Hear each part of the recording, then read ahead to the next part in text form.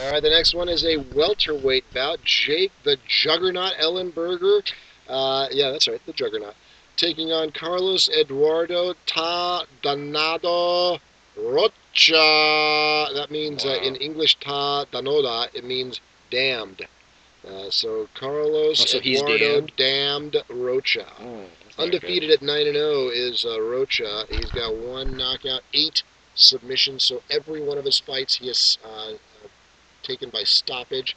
No real notable wins except for Chris McCray on his record there. Ellenberger, though, they like this kid. He's 23-5, 15 knockouts and 5 submissions. So 20 of his 23 wins were stoppages, 15 of them by KO. Wins over John Howard, Mike Pyle, Pat Healy. Who else? Any other? Ryan Stout. Lost it to Jay Huron, Derek Noble, Rick Story, and Carlos Condit. So they got high. People like this Ellenberger kid, but I'm telling you, I'm picking upset here. I'm going Rocha. I'm going submission. That is his forte. So you got a submission guy against a knockout guy in Ellenberger. What are you thinking? I'm going to go with Eduardo, and I'm thinking it's going to be early, first round submission. That's the easiest submissions to get because they're not as sweaty. You can clamp them down before they slip out of there. So first Ellenberger round, decision. I, Ellenberger decision. I think that Ellenberger, as you said, even though he has finished all these fights, I think this is going to be one of those. This guy's going to be tough to. He is a quality guy. I don't think he's fought at the talent level of Ellenberger, and I No, think he it's going to be hasn't. too No, he much. hasn't. And but just he's not going to be able to stop him, but I think he's going to be able to pepper him and he's going to show his weakness. He'll come back better next time. All right, now let's go on to the next one. We've got some time. Now, this one, I'm surprised it's underneath the Ellenberger Yeah, I was like, fight. why the heck did Ellenberger get that? John Bones Jones. This is Whoa. one of the biggest hyped Yeah. up and coming light heavyweights. Wow. Is taking on another hyped one, Ryan Darth Bader. Jeez, I This thought is it'd be a co-main event. You would think, but I tell you what, I just love the depth on this card. This is a third big of the 4 fights. The Ellenberger, I think, is going to be kind of maybe a sleeper good fight. But as far as on paper, Yeah, but the this is Ellenberger 3 of could 4. be a stinker. It could also be that. Thanks for rating on. No, but I mean Ray. to put it there, that's just a weird It is a location. I weird mean, play, yeah. I could picture. I mean, no offense to Ellenberger, I could picture that being a live air fight on Spike. Yeah. One of the prelims. Well, that's what they kind of think about this Ellenberger kid. So and Rocha for that matter. But John Bones Jones is 11-1, 7 knockouts, 2 submissions. He's got wins over Vladimir Mediashenko, Brandon Vera, Andre Guzmão, and Jake O'Brien. The only loss is a DQ to Matt Hamill because of the 12 o'clock to 6 o'clock elbow. But he was destroying Hamill, and we all know, everybody knows he should be 12-0. Yeah. Ryan Darth Bader, he is 12-0. 5 knockouts, 3 submissions. He is a NCAA Division I wrestler. He is from Power MMA and Fitness. Notable wins over Antonio Rogerio Nogueira, Keith Jardine, Eric Schaefer, Carmelo Marrero, Vinny Margulies, and David Baguette. That is like the bread, baguette. Bader, Jones, thoughts? This is going to be an outstanding fight. Like I said, I think this should be one of those co-headliner type situation. I think this is the biggest fight for both guys. As you rattle off, Bader, I believe, is the real deal, and as is Jones. And I think that this is going to show finally, because, Jones has fought way higher caliber opponents than has Bader. Though Bader has beaten who they put up in front of him. Nogueira, Jardine. But remember Nogueira. But that was, I think that there has been a cresting in the career of Nogueira. As far as Bones Jones, what he went and fought.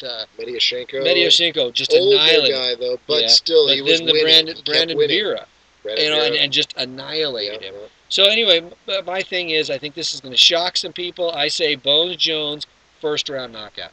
You're going Jones, not first round. I'm going. I honestly believe. I think that Jones is on such a tidal wave that he.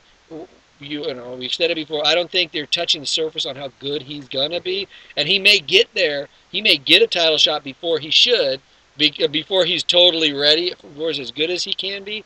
But he's one of those dudes that there's such an upside, and I think if he gets past, you can say that about Mediashenko and even Brandon Vera, but if he gets past Bader and beats him as easily as he has beaten everybody else, then that guy's the real deal. Because I do believe that Bader he is great because he's undefeated.